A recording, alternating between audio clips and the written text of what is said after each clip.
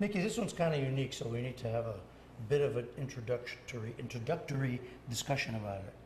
Because it's what, 21 Main Street, right? 21 Main Street in Binghamton. Okay. Yep. And tell me what it is.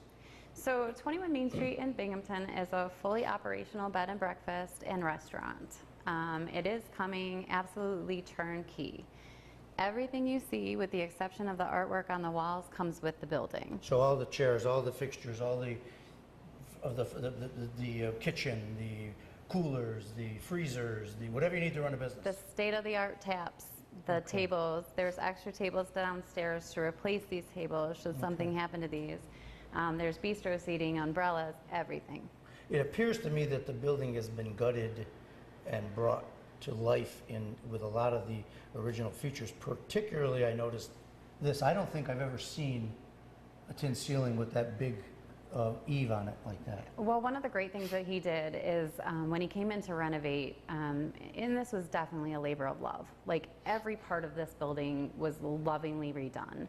And these cove ceilings that you see were actually designed for this building. In its original day. In its original day. He had actually called several of the salvage yards to kind of see if they could match. There was about 4 pieces of the tin that they couldn't find. And they came down and offered him, you know, their expertise on finding tin like this. And they said, we could help you make something, but nothing can be like this. So what they ended up having to do is, per code, they had to put a new furnace in and drop the ceiling over here. So they were able to salvage the last of the pieces. So they are still all the original tin. Wow. So that's got to be completely worth redone. a small fortune. They were offered $65,000 for the ceiling. Wow. So yeah, a little bit. So now, as I understand it, this is in the historic preservation kind of a property, and because of that, tell that story about the tax abatement.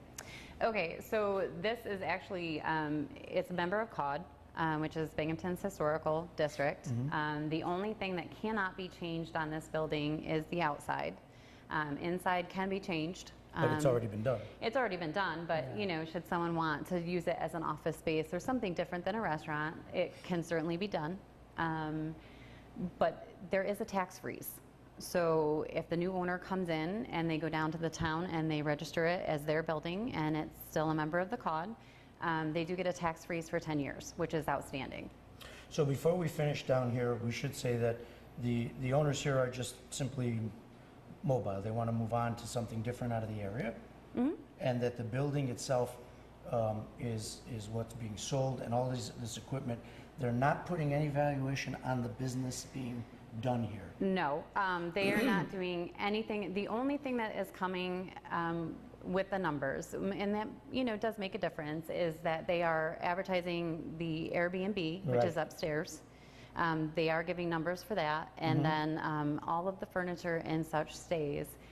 So the numbers that we have are really just from the Airbnb, and currently that Airbnb is paying for itself, the building, the taxes, and all of the restaurant's expenses, heat, water, sewer. Wow. You know, so just those 2 upstairs alone are maintaining the entire building. And as I understand it, we'll see in a minute, there's 2 two-bedroom apartments up there. Yes. So back in August, they decided that it would be maybe a little smarter, maybe a little bit more cost-effective, is that they ran it as a bed and breakfast, and it has proven to be outstanding. Last month, well, for the last 2 months, there's only been 6 days between both apartments combined that they have been empty. So April and May. That's it. Wow. Six empty units. It's currently, on average, it was between $3,500 to $3,900, and as of June, it's actually hit above the 4,000 mark just for those incomes for the apartments. The location's absolutely fabulous. It's just around the corner from the new professional.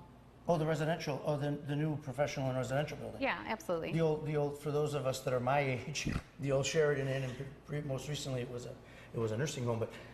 That is professionals. That's everybody. That's not just student or whatever. It's everything. And the ground floor is going to have some professional office space and things. Yes. And maybe retail space. Yep. Okay.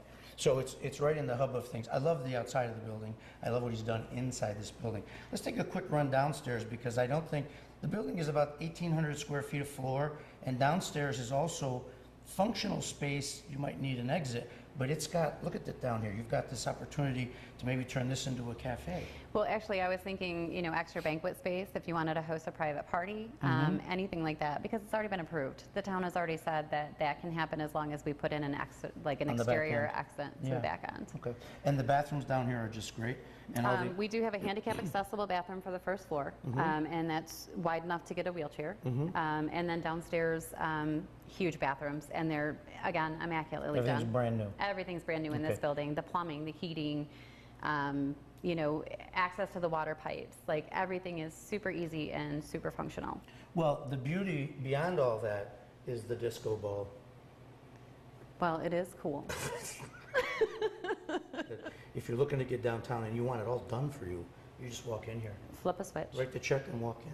Thanks, Nikki. Thanks, Tom.